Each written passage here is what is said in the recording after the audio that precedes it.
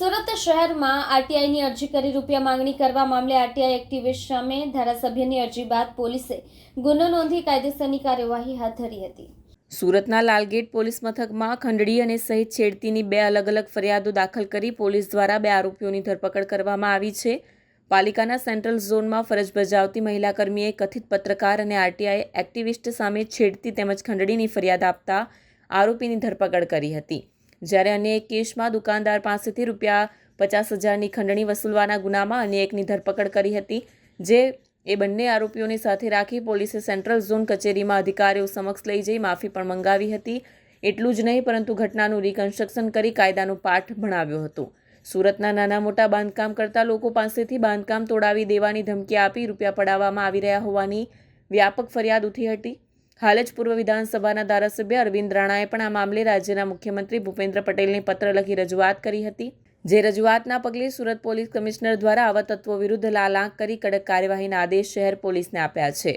છેલ્લા 2 દિવસમાં ટોટલ 13 ફરિયાદ નોંધાઈ છે અને જે લોકો પોતે આરટીઆઈ એક્ટિવિસ્ટ અથવા તો પત્રકાર હોવાનો દાવો કરતા હતા અને જે લોકો એસએમસીમાંથી તથા અન્ય રીતે આરટીઆઈ જે કાયદો છે એનો દુરુપયોગ કરીને માહિતી મેળવી અને જે લોકોની અંગત જીવનની પોતાના અંગત મિલકતની માહિતી મેળવી અને એ લોકોને દબાવતા ધમકાવતા હતા અને એ લોકોને પૈસા પડાવતા હતા, એવા 13 ફરિયાદો દાખલ કરવામાં આવી છે। એમાં ગઈકાલે 11 ફરિયાદો દાખલ કરવામાં આવી છે। એમાં સૌથી વધુ જે ફરિયાદો છે એ મુસ્તાક હુસેન બેગ, હબીબ સૈયદ અને એક સાકિર શેખ, 3 વિરુદ્ધમાં 3 ફરિયાદો દાખલ કરવામાં આવી છે। અને બીજા જે અન્ય ઇસમો છે કે જેનું નામ છે રમેશ કિશનલાલ જહાંગીર, અફતાબ શેખ, જાવેદ ચાંદાભાઈ શેખ તથા તલહા ચાંદીવાલા અને ઇબ્રાહિમ રસુલખાન પઠાણ, મકસૂદ નજીરભાઈ નાતાલવાલા અને યુસુફ ખાન રસુલખાન પઠાણ કે જેઓ નવસર્જન ટ્રસ્ટનો લેટરપેડનો ઉપયોગ કરીને માહિતી માગી અને પછી લોકોને રંજાડતા હતા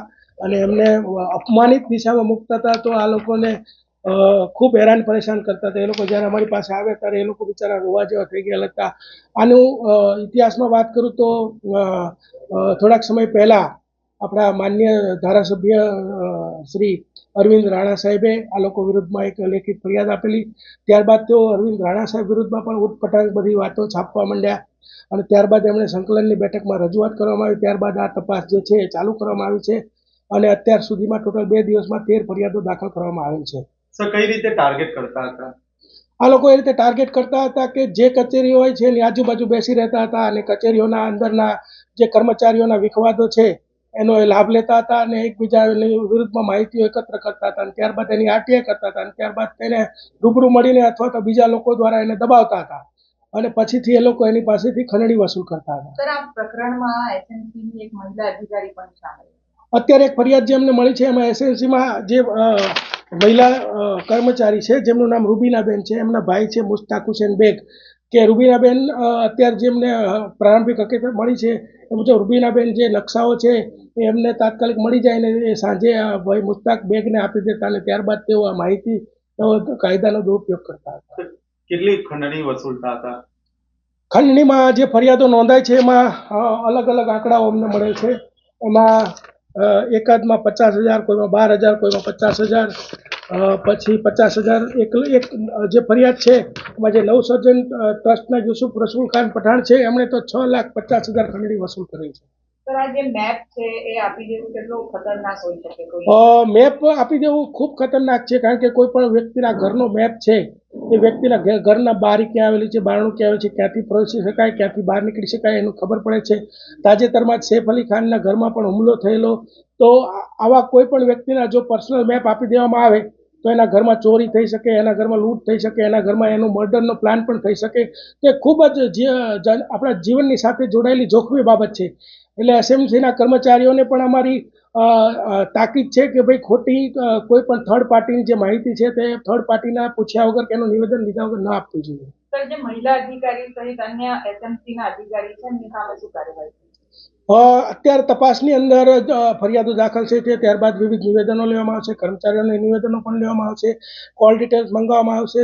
તે ઉપરાંત એના ફોન જે અમે જપ્ત કરેલા છે તેની અંદરથી માહિતી એકત્ર કરવામાં આવશે અને ત્યારબાદ એફએસએલમાં પણ મોકલવામાં આવશે અને આની ડિટેલ તપાસ કરવામાં આવશે। સર, આવા જે પત્રકાર કે આરટીઆઈ એક્ટિવિસ્ટ છે એમની વિરુદ્ધ ફરિયાદ હોય તો લોકો કઈ રીતે આપે?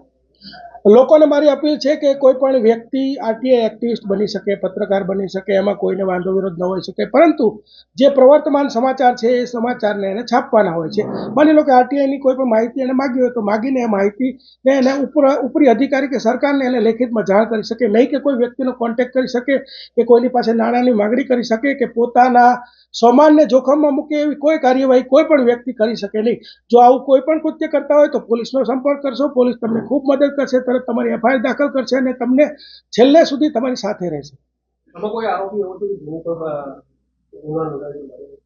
અગાઉના ગુનાનો ઇતિહાસ તપાસવાનો બાકી છે, જે મળશે એટલે તમને જાણ કરવામાં આવશે.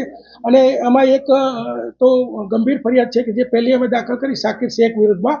તો એ વ્યક્તિ તો જે મહિલા છે એના પર્સનલ જે છે કે ભાઈ આ મહિલાને કોની સાથે ઈલું ચાલે છે, આ મહિલાને કયા અધિકારીઓ ટિકિટ જોવે છે, એને કોણ ગાડી આપી છે, એને કોને ફ્લેટ આપ્યો છે, એવી પર્સનલ બાબતો પર પણ જતા હતા. તો મારી એવી અપીલ છે કે મહિલાનું સન્માન રાખવું જોઈએ ને જો આવું કોઈ પણ કરશે તો એને ક્યારેય છોડવામાં નહીં આવે. સર, એમએલએ જે લિસ્ટ આપી છે એમાંથી કેટલાક આ ફરિયાદમાં આરોપી? અત્યારે જે એમએલએ સાહેબે જે લિસ્ટ આપ્યું છે એમાંથી 7 કે 8 આરોપીઓ વિરુદ્ધમાં ફરિયાદ દાખલ થઈ છે અને હજી પણ ફરિયાદીઓને અમે અપીલ કરીએ છીએ કે વધુમાં વધુ તમે લોકો બહાર આવો. અને બીજું કે કાયદાનો સદુપયોગ કરવા માટે બધાને છૂટ છે. આપણે એક સમાન તમામ સિટીઝન ઓફ ઇન્ડિયા છીએ, તમામ માટે કાયદો સમાન છે, ઇવન અમારા માટે, તમારા માટે, બધા માટે. પરંતુ જો કોઈ પણ વ્યક્તિ કાયદાનો દુરુપયોગ કરી અને એનાથી પૈસાની કમાણીનો ધંધો કરશે તો એને ક્યારેય છોડવામાં નહીં આવે. તો હજી કેટલી ફરિયાદો નોંધાશે? હજી જે રીતે ફરિયાદીઓ અમારી પાસે આવશે તો મને એવું લાગે છે જે રીતે માહોલ છે તો 25-30 ફરિયાદો તો નોંધાશે. સાહેબ, યુસુફ પઠાણ કેવી રીતે તોડ કરી ગયો? એ તો પત્રકાર જ નથી. યુસુફ પઠાણ છે એ પોતે નવસર્જન ટ્રસ્ટના પ્રમુખ છે, એનો લેટર પેડ એની પાસે હોય છે ને એ રીતે એને માહિતી માગી અને જે વ્યક્તિ છે એની પાસેથી કંઈ એને દુકાન લીધી ને પછી એને પાછી આપીને એમ કરીને એને કીધું ભાઈ તારે 2 લાખ રૂપિયા આપવા પડશે ને એવું બધું કરીને એ લોકો ભેગા થયા ને એવી એક ફરિયાદ નોંધાયેલ છે. એની હજી તપાસ અમારે ચાલુ છે.